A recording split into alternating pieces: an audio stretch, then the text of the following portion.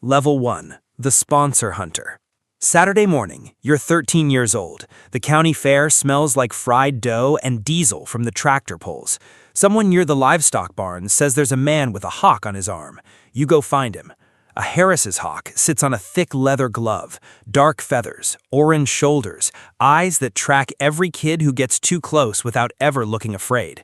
You ask if it's tied down. It isn't. The man says this bird could leave right now if it wanted to. No cage, no chain, nothing holding it here except a choice it keeps making.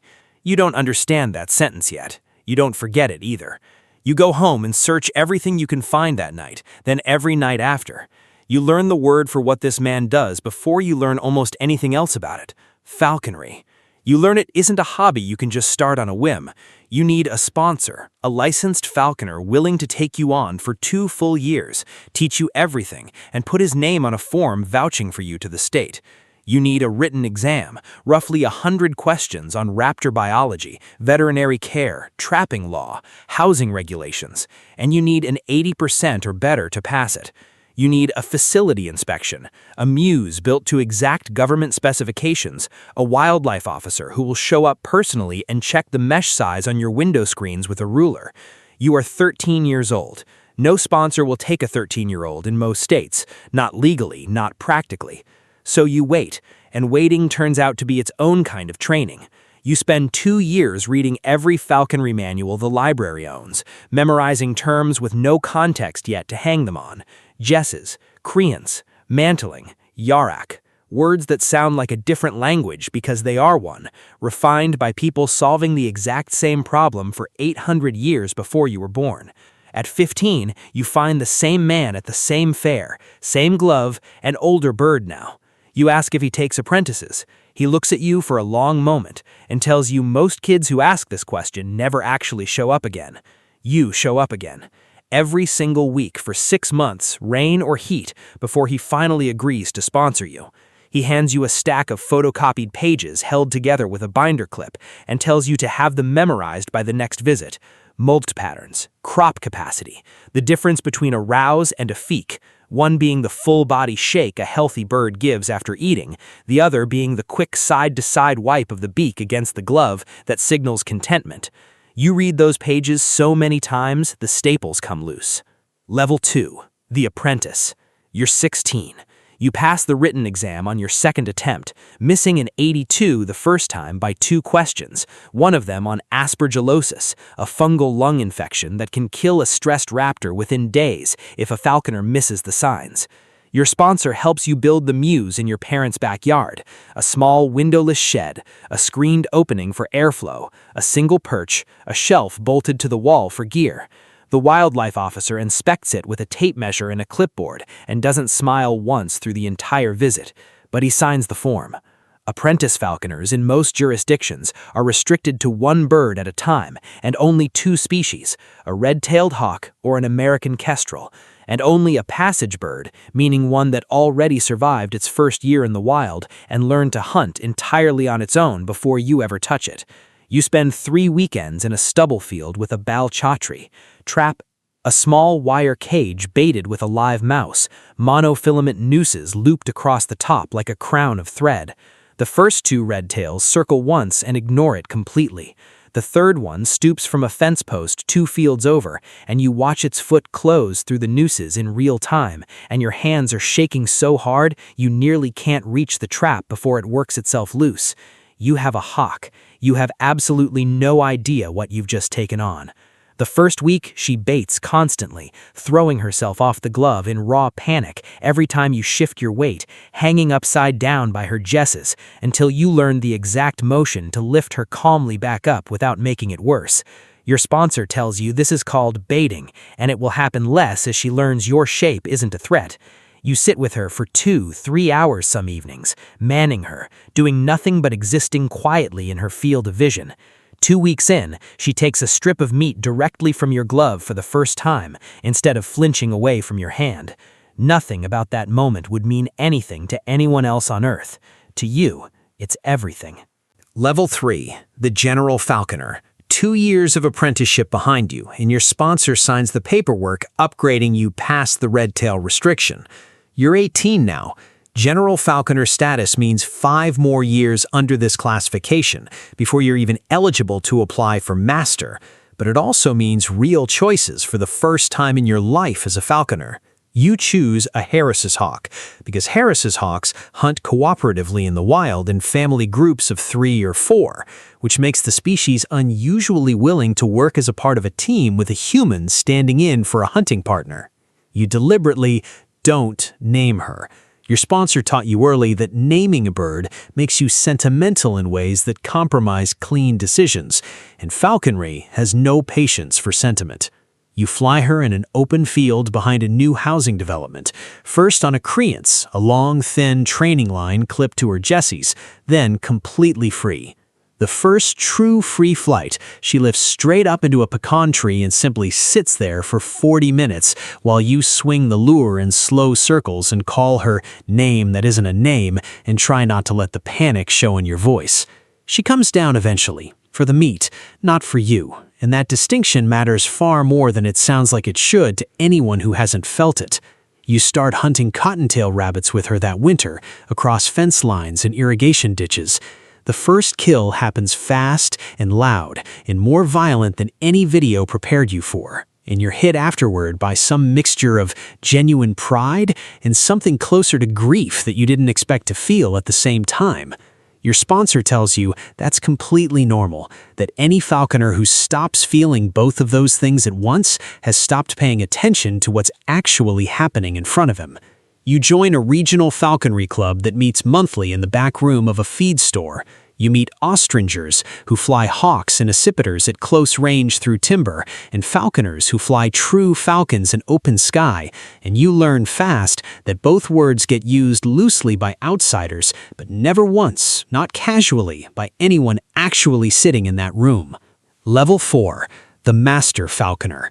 5 years as a General Falconer, and you apply for Master status, which demands the longest tenure requirement, the hardest version of the written exam, and a facility upgrade that costs considerably more than you budgeted for.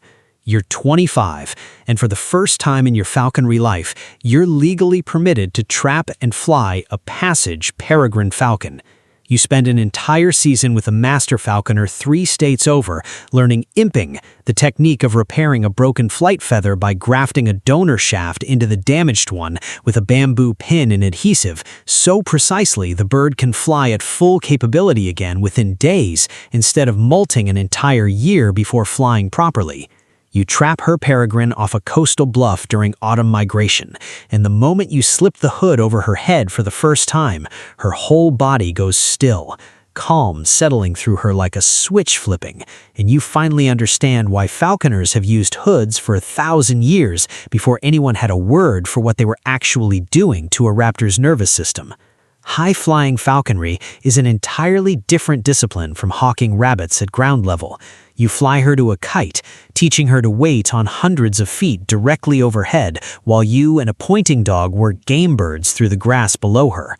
The first time she commits to a stoop on a flushed pheasant, she folds and drops from what looks like nothing into something faster than your eyes can cleanly track, and the sound of the strike, a hard, flat crack of impact, carries clean across the whole field.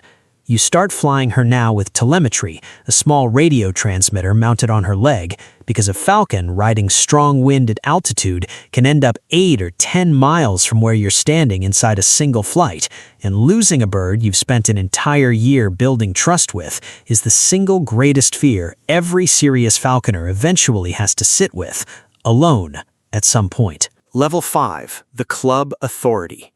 You're 30. People in your regional club bring their problems to you now before they bring them to anyone else, including sometimes before they bring them to their own sponsors. A member's imprint AS, a bird raised entirely by hand from the nest instead of trapped wild as a passage bird, is screaming constantly for food and displaying to humans instead of hunting. A specific and well-documented behavioral problem in imprints that takes real, patient expertise to correct. You spend a full weekend with the bird and its owner, adjusting the feeding schedule down to the gram, changing exactly how and where food is presented, and within a month, the screaming has stopped completely. You've become someone whose diagnosis genuinely matters to other falconers. You start sponsoring apprentices yourself now, which the state takes seriously in ways that surprise you the first time you sign your name to someone else's future. Your first apprentice is a 14-year-old girl who reminds you uncomfortably of yourself, showing up at your gate every single week for 4 straight months before you finally agree to sponsor her. You teach her exactly the way you were taught, but you notice yourself adding things your own sponsor never said out loud, lessons you only ever learned the hard way, through your own mistakes. You start a small, controlled breeding program in your facility, pairing 2 unrelated Harris's hawks to supply apprentice birds to newer falconers instead of pulling more individuals from the wild population every season. It's slow, exact work, timing incubation temperatures and hormone cycles and pairings down to the day. And the first successful clutch that actually hatches feels like a completely different category of accomplishment than any single flight ever has. You lose 1 egg that season to a temperature swing you didn't catch fast enough, and you sit with that loss longer than you expect to, longer than seems reasonable for an egg you never watched hatch. Your club elects you regional coordinator that same year, which mostly means you're the one fielding the panicked midnight calls. A bird that won't come to the fist, a jest that's frayed through, a member who thinks their hawk swallowed fishing line at the lake and needs to know if that's actually dangerous or just alarming. Usually, it's both. Level 6, the professional. You're 35, and falconry has quietly become your actual income, not just your discipline anymore. You run an abatement contract with a regional airport, flying 2 trained hawks across the runway approach zones on a rotating schedule to disperse the gull and goose flocks that create a genuine, documented collision risk for departing aircraft. It's unglamorous, technical, heavily regulated work, coordinating directly with air traffic control, timing every flight window precisely around scheduled departures, keeping detailed logs the FAA reviews on request. A vineyard 3 counties over hires you seasonally to keep starlings off the ripening grapes during harvest, work that saves them more in prevented crop loss than your entire seasonal fee combined. You've also started running educational programs, standing in front of school auditoriums with a bird calm on your glove, explaining to 200 restless kids why a species most people fear on instinct is actually a precise, efficient specialist that's been solving the exact same problems for millions of years, long before humans existed to be afraid of anything. The kids who come up afterward asking how you got into this remind you every single time of the fair, the parking lot, the man who told a wide-eyed stranger that a bird capable of leaving chose not to. You've become that exact man for someone else now, more than once, some weeks several times. The airport contract renews every year on a bid cycle, and you've learned to write the proposal in language that satisfies a procurement officer who's never once seen a hawk fly and never will. The vineyard work pays worse per hour than almost anything else you do, and you keep it anyway, because the owner's daughter asked you the same question those school kids asked, and you watched something click behind her eyes that you recognized instantly. Level 7, the recognized name. You're 42. Falconers from other countries know your name specifically now for your work rehabilitating raptors injured by vehicle strikes and power line collisions, birds too permanently damaged to ever survive release back into the wild, but still fully capable of a working life in the right, experienced hands. You've placed close to 20 of them with other licensed falconers over the years, matching each bird's particular temperament and injury to a handler with a precision that took you 2 full decades to actually develop. You get invited to a falconry gathering in the Gulf region, where the tradition runs centuries deeper than it ever has back home, where sheiks fly saker falcons worth more than houses, and the entire surrounding culture treats a bird as something closer to family than to property. You watch falconers there work with a fluency that genuinely humbles you, techniques passed hand to hand through 6 or 7 generations, rather than assembled slowly from library books and painful trial and error, the way yours was. You come home and quietly rebuild parts of your own practice around exactly what you saw there. You start contributing field data to a regional peregrine reintroduction program, tracking urban nesting pairs that descended several generations removed from birds people like your own long-retired sponsor helped bring back from the edge of extinction decades before you ever trapped your first red-tail off that fence post. In the Gulf, an old falconer who doesn't share a language with you hands you his saker anyway, just for a moment, just to feel the weight of it settle differently than a peregrine does on the fist. Neither of you says anything. Neither of you needs to. You fly home with a notebook full of technique you'll spend the next 3 years slowly earning the right to actually use. Level 8. The Legacy. You're 55. Your hands don't grip the glove quite as steadily as they used to, some old nerve damage from a bad fall off a bluff in your 30s that never fully healed. But you still fly 2 birds regularly, because a falconer who stops flying starts forgetting things no book can ever teach back to you once they're gone. You've sponsored 11 apprentices across your career. 4 of them are Master Falconers themselves now, sponsoring their own apprentices in turn. One of them runs the exact airport abatement contract you started because you handed it to her yourself the year your knees finally stopped tolerating the walking. Your name sits quietly in the acknowledgments of 2 field guides in 1 federal raptor population report, not because you ever sought that recognition, but because the people writing them kept finding your fieldwork sitting right there in front of them. Your marriage didn't survive the years you spent driving 4 hours each way to fly falcons at altitude every single weekend, and you've made a fragile kind of peace with that particular cost, though not every year of it has felt peaceful. You still remember the exact weight of your very first red tail settling onto your glove without baiting, the specific, quiet relief of it, decades ago now, in a backyard muse your own parents let a stubborn 16-year-old build. That feeling hasn't changed one bit. Nearly everything else around it has.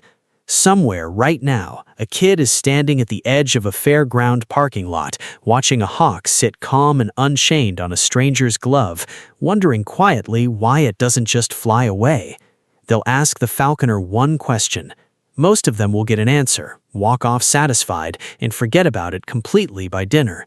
A few will come back the following week, and the week after that, and the one after that, showing up again and again until someone finally agrees to teach them what the bird already knows without needing a single word for it. That staying, when you could so easily leave, has always been the entire point.